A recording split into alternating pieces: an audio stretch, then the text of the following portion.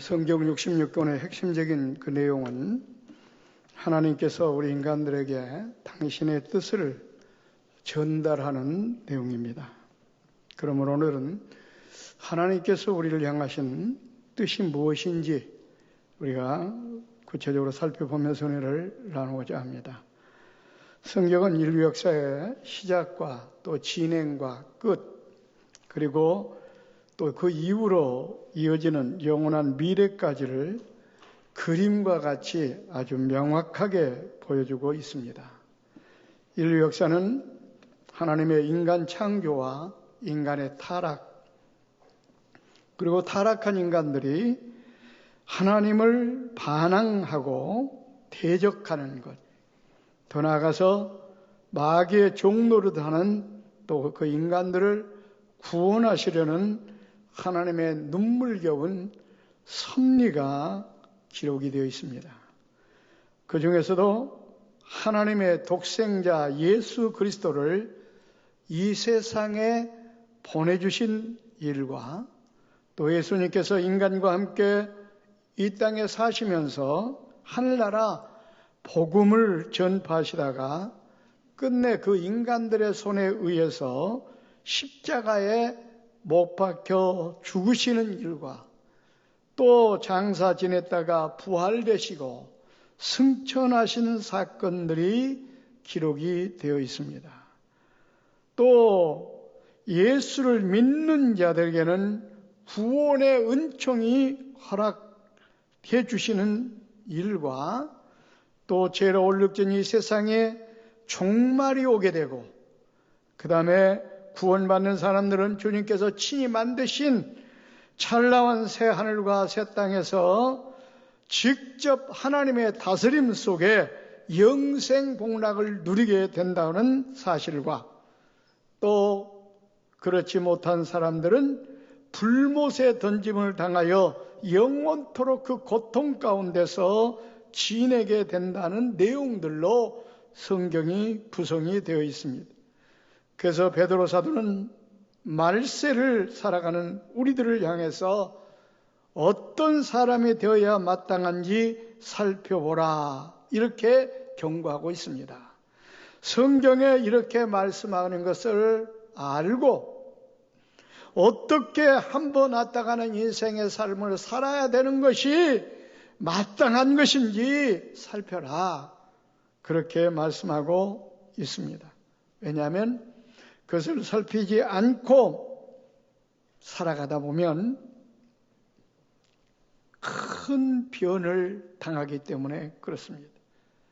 마태복음 25장에 나오는 어리석은 다섯 처녀처럼 누가복음 12장과 16장에 나오는 어리석은 부자처럼 어리석은 자가 되어서 그들의 말로가 비참하게 된다 하는 것을 이야기하고 있습니다. 그래서 바로 어떻게 살아가는 것이 마땅한지 지혜로운 삶인지 이걸 살피라 이렇게 말씀하고 있는 겁니다. 그렇습니다. 성경에 보면 어리석은 자와 지혜로운 자로 이렇게 나눕니다. 그런데 보십시오. 마태복음 7장 24절과 26절에 보면 하나님의 말씀을 듣고 행하는 자는 지혜로운 사람이라고 그랬고 하나님의 말씀을 듣고 행치 않는 자는 어리석은 사람이라고 이렇게 단정을 지었습니다. 한마디로 말한다면 하나님의 말씀을 듣고 그 말씀대로 살아가는 사람, 행하는 사람은 지혜로운 사람이고 하나님 말씀을 무시하고 자기 소견대로 이 세상을 살아가는 사람을 어리석은 사람이라고 이렇게 이야기하고 있습니다. 여러분은 지금 여러분들의 소견대로 살고 있습니까? 하나님의 뜻대로 말씀대로 살고 있습니까? 여러분의 삶은 어리석은 삶입니까? 지혜로운 삶입니까? 우리 자신들을 한번 돌아보아야 됩니다. 어리석은 사람들의 삶은 아주 비참합니다. 어느 정도 비참합니까? 바로 26절, 27절로 쭉 나오는데 보니까 마태복음 7장 26절로 27절 쭉 보면은 어리석은 사람과 지혜로운 사람의 그 결과를 거기 소개하고 있는데, 지혜로운 사람은 어떡합니까? 아무리 비바람이 몰아쳐도 무너지지 않습니다.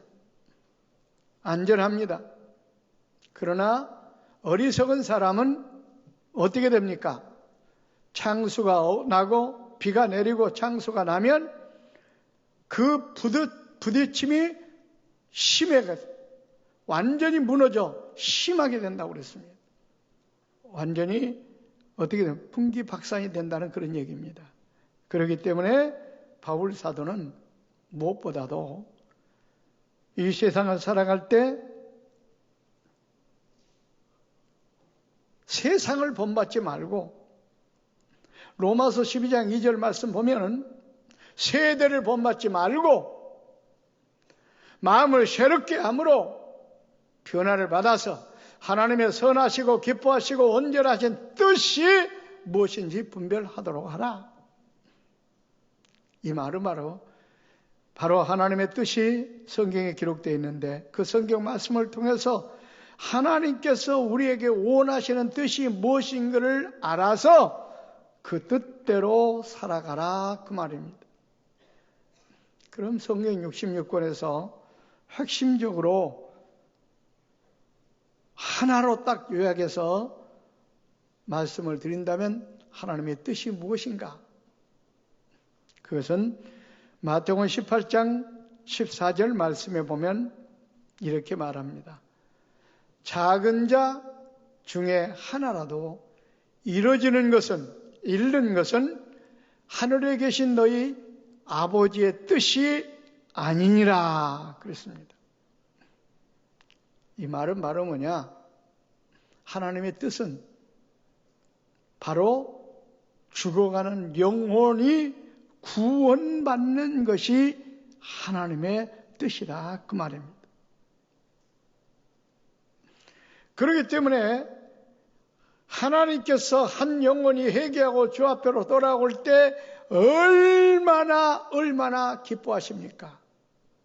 그러니까 바울 사도가 하나님이 기뻐하시고 온전하신 뜻이 무엇인지 분별하도록 하라. 그럼 하나님께서 기뻐하시는 일이 어떤 것입니까? 바로 영혼이 회개하고 돌아오는 것을 기뻐하신 것을 누가복음 15장 탕자의 비유를 통해서 우리가 발견할 수가 있습니다. 보십시오. 아버지를 떠났던, 하나님을 떠났던 탕자가 돌아올 때 하나님은 얼마나 기뻐하고 즐거워합니까? 이게 바로 뭐냐? 죽었던 영혼이 회개하고 돌아올 때 하나님은 그렇게 기뻐하신다, 그 말입니다. 그래서 영혼 구원이 하나님의 뜻입니다. 그래서 우리 주님께서도 마가복음 1장 38절로 39절에 이렇게 말씀했습니다. 내가 이 땅에 온 것은 전도하기 위해서 왔다 말씀. 전도하리니 이를 위하여 왔노라. 예수님께서 이 땅에 오신 것은요, 죽어가는 영혼을 구원하는 전도하기 위해서 오셨다, 그 말입니다. 그 전도하기 위해서 십자가에 못 박혀 죽으신 겁니다.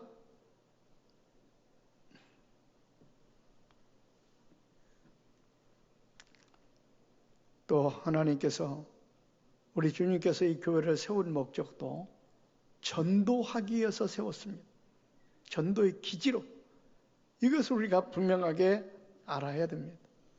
또 나와 여러분을 선택하여 하나님의 자녀를 삼아주신 것도 역시 전도하라고 그랬다는 것을 우리는 알아야 됩니다. 그래서 보세요. 교회가 전도하는 기지로 세운 분명한 이유들을 우리가 알 수 있는데, 예루살렘 교회가 초대교회 때부터 지금까지 교회 역사를 보면 오직 전도와 선교의 역사였습니다. 예루살렘에서 전파되기 시작해서 유대와 사마리아와 땅끝까지, 그러니까 소아시아 지방과 로마 그리고 유럽 및 온 세계까지 바로 복음이 전파가 되었습니다. 교회가 세워지면서 그처럼 그 교회를 통해서 복음이 전파되어 또 교회가 세워지게 됐고, 그렇게 세워진 교회는 바로 복음 전파를 위해 세워졌기 때문에 복음을 전해야 되는 것입니다. 이것 때문에 예수님께서 교회를 세우시고 승천하시기 직전에 성도들에게 내 증인이 되어라, 복음 전파자가 되어라, 이렇게 명령하신 것입니다. 그러므로 교회의 본질적인 사명은 전도입니다. 이걸 알아야 돼요. 교회가 존재하는 목적은 복음을 전하기 위해서 전도하는 것이지, 성도들이 그냥 모여서 은혜나 받고 예배나 드리고 교제나 하고 이렇게 교회를 갖다가 그냥 운영만 하고 나아가라고 이 교회를 세워주신 것이 결코 아닙니다. 이 교회를 통해서 땅끝까지 복음을 전하라고 세워주셨다는 사실을 우리는 결코 잊어서는 안 된다고 하는 사실입니다.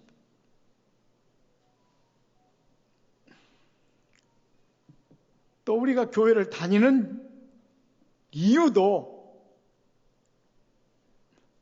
바로 복음 전파, 전도하기를 하기 위해서 교회를 다닌다는 것을 여러분 아셔야 됩니다. 물론 예수를 믿고 구원받은 사람들이 해야 될 의무는 복음 전파이기 때문에, 그래서 우리가 교회를 다니는 분명한 목적을 우리가 알아야 됩니다. 교회를 다니면서도 불구하고 내가 왜 교회를 다녀야 되는가 하는 분명한 목적을 모른다면 문제가 있습니다. 이것은 마치 학교를 다니는 학생이 왜 내가 학교를 다니는지, 직장을 다니는 사람이 내가 왜 직장을 다니는지, 사업을 하는 사람이 왜 내가 사업을 하는지 모르는 것과 다를 것이 없습니다.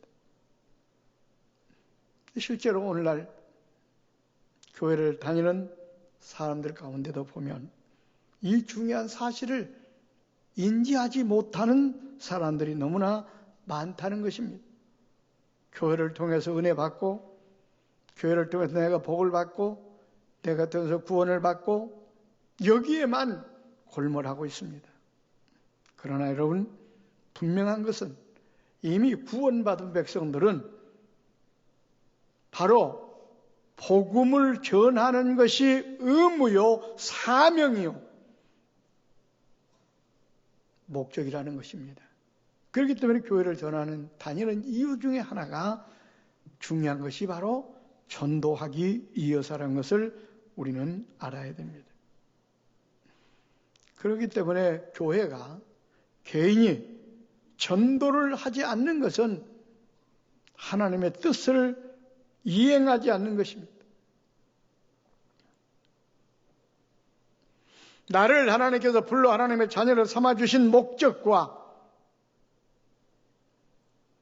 또 교회의 존재의 목적을 상실하는 것이 되는 것입니다. 그래서 땅끝까지 이르러 내 증인이다라고 주님께서 힘주어 명령하셨습니다. 성경은 이런 사람들을 어리석은 자라 이렇게 말했습니다. 아까 우리는 어리석은 자의 결말을 보았습니다. 비가 오고 창수가 나면 이 말은 말세 때가 되면 그런 환란이 오고 그런 역경이 오면 그때 다 그런 사람들은 무너진다 그 말입니다. 그래서 우리 주님께서 뭐라고 말세 때 믿는 자를 보겠느냐? 이 말은 뭘 말하고 있습니까? 믿음으로 구원을 받는데 그런 환난과 그런 역경과 비바람에 다 무너져서 구원받을 사람이 많지 않다 그 말입니다. 여러분 이 사실을 우리가 분명하게 알아야 됩니다. 그렇기 때문에 우리가 한 번 왔다 가는 인생의 삶 가운데 어리석은 인생이 되어서는 안 됩니다. 하나님의 뜻을 깨닫지 못하고 뜻을 행하지 않으면 어리석은 자입니다. 하나님의 뜻이 바로 전도라고 한다면, 영혼 구원이라고 한다면 전도를 하지 않는 것이 바로 어리석은 교인이요, 어리석은 교회입니다. 그런 교회와 그런 교인은 심판을 받는다는 것을 우리는 알아야 됩니다. 그러므로 우리 교회의 본질이요, 하나님께서 우리를 향하신 기뻐하신 뜻인 전도에 힘쓰는 교회가 되어야 되고 전도에 힘쓰는 성도가 되어야 됩니다.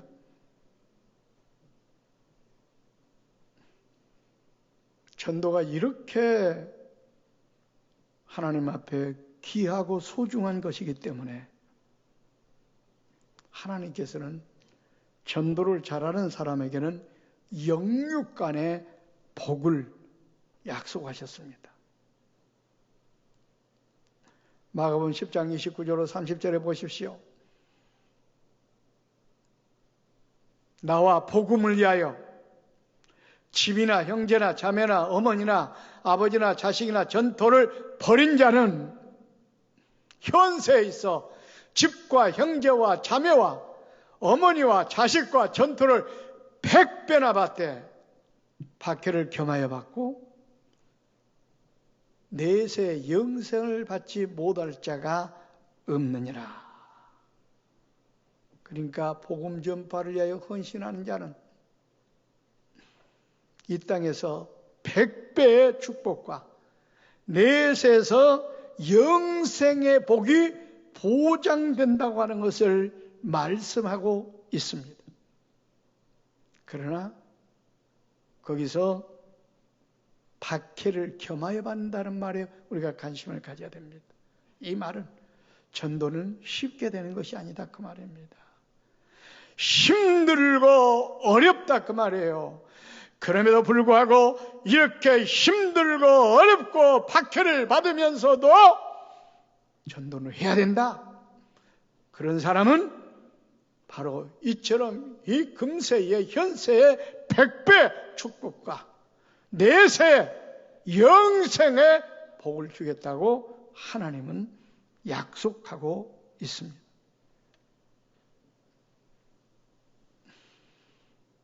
또 마가복음 8장 35절에 보면요, 이런 말씀이 나옵니다.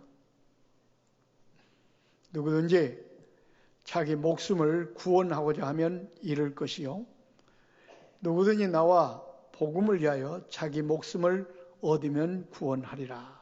여러분 이 말씀의 의미가 아주 깊습니다. 보세요. 자기 목숨을 구원하자 하면은 결국은 잃게 된다. 이 말은 바로 뭡니까? 예수를 통해서 내가 은혜나 받고 축복이나 받고 목숨이나 구원하려고 하면, 구원받으려고 하면 이 사람은 잃게 된다. 오히려. 그러나 목숨을 바쳐 복음을 위하여 목숨을 바치는 사람은 결국은 목숨을 얻게 된다. 구원을 받게 된다. 이렇게 말씀하고 있습니다. 여러분 이 말씀을 한번 깊이 우리가 새겨봐야 됩니다. 오늘날 뭐하는 현대인들의 신앙생활이 그렇지 않습니까? 교회를 통해서 예수를 믿고 은혜를 받고 축복을 받고 구원을 받고 여기에만 골몰하고 있습니다. 그런데 우리 주님은 너무나 공정하신 우리 주님께서, 우리 하나님께서 하시는 말씀이 그렇게 목숨을 구원하려고만 하는 자들은 오히려 목숨을 잃게 된다. 이 말은 어떤 면으로 볼 때는 구원을 못 받을 수도 있다 그 말입니다. 그러나 복음을 위하여 목숨을 잃으면 그 사람은 구원을 받는다. 여러분, 오늘 말씀이 우리 교회와 또 여러분 나와에게 주시는 말씀을 우리는 받아야 됩니다. 그러므로 우리가 이 땅에 살아갈 때, 한 번 이 땅에 살아갈 때 어떤 일이 지혜로운 삶인가를 우리가 분명히 살펴야 됩니다.